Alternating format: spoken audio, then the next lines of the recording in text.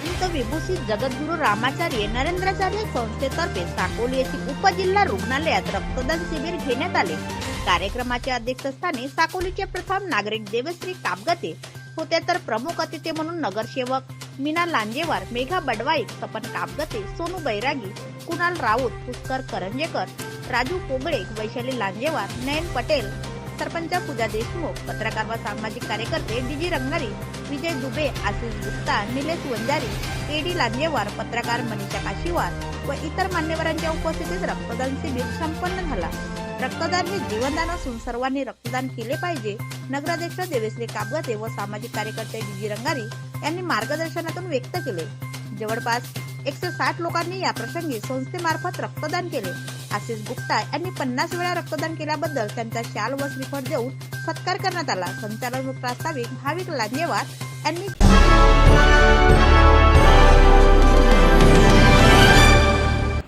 माऊलीद्वारे इथे आयोजन केलं आहे आणि इथे दरवर्षीच होतो आणि मी मागच्या वर्षी सुद्धा इथे आलेली आहे। म्हणजे ते 17 जानेवारीला झालं होतं, ते 17 जानेवारीला मी सुद्धा इथे सहभागी होती रक्तदाता म्हणून। ह्या वर्षी सुद्धा मी प्रयत्न करेन, कारण की मला असं वाटतं की माऊलीची जर इच्छा असेल तर मी नक्कीच देणार, कारण की मी वर्षातून 3दा देते। जानेवारी आणि मार्च, मे आणि सप्टेंबर हे 3 असतात। मला जिथे जिथे झाले तिथे मी नक्कीच आपला सहभाग देते।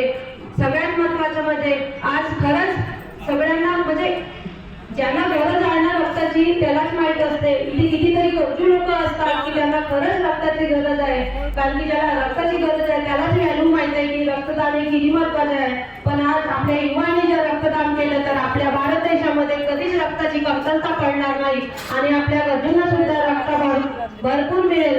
कारण की आता काय झालंय की कधी कधी प्रत्येकाला ओ पॉझिटिव्ह, ए पॉझिटिव्ह, पण कधी कधी अवेलेबल नसते। म्हणून मला असं वाटतं की प्रत्येक ए बी आणि ओ हे सगळ्यांनी जर दिलं तर आपल्या कुणालाच रक्ताची कमतरता पडणार नाही। आणि असं वाटतं की तरुणांनी खरंच द्यायला पाहिजे, कारण की त्यांच्यात रक्त बनण्याची जी प्रक्रिया आहे ही जास्त असते। त्याच्यामुळे खरंच 3दा दिलं काही हे नाही आहे, कारण की ते वय असं असते की ती रक्त बनायची वय असते। त्याच्यामुळे झपाट्याने रक्त बनतो आणि मला एवढंच माऊलीचरणी सांगते की मी माऊलीच्या कृपेनेच मला असं वाटतं की नगराध्यक्ष बनली आहे। त्याच्यामुळे माझा पूर्ण हे राहील की साखरी शेंद्रोप्याला चांगलं नवीन साळ बनवायचं आहे। एवढंच दोन शब्द बोलत आहे।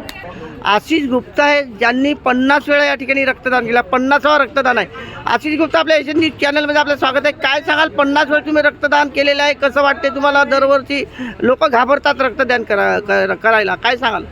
सर्वात मोठी गोष्ट तर रक्तदान हा सर्वश्रेष्ठ दान आहे आणि हा जीवनदान महाकुंभ आहे। याच्यामध्ये मी 50वा देऊन आपला धर्माचा मान वाढवत आहे आणि करत आहे। मी समोर करत राहील आणि करणार अजून। मी काय म्हणतो, लोक पहिल्यांदाच रक्तदान म्हणजे रक्तदान करायला घाबरतात, पण आपण दरवर्षी रक्तदान करतात, असं तुमच्या आरोग्यावर काही परिणाम होत आहे का? काही वीकपणा काही वाटत आहे का? काही आरोग्यावर परिणाम होत नाहीये, उलट आरोग्य चांगला वाटते, कॉन्फिडन्स वाढते माणसाचं आणि केले पाहिजे। रक्तदान केल्याने अजून चांगला फिट होते माणूस। तुम्ही रक्तदान करण्यासाठी लोकांना काय सांगाल?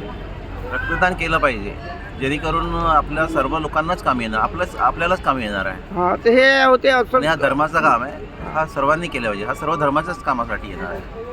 हे होते आशिष गुप्ता, ज्यांनी सांगितले की रक्तदान केल्यानं रक्त नवीन येते आणि लोकांचे जीवन जर वाचवायचे असेल तर रक्तदान करणे आवश्यक आहे, राष्ट्रीय कार्य आहे आणि रक्तदान सर्वांनी केलं पाहिजे, अशा पद्धतीने मत त्यांनी या ठिकाणी एशियन न्यूज चॅनलच्या मुलाखतीत आपले मत स्पष्ट करते।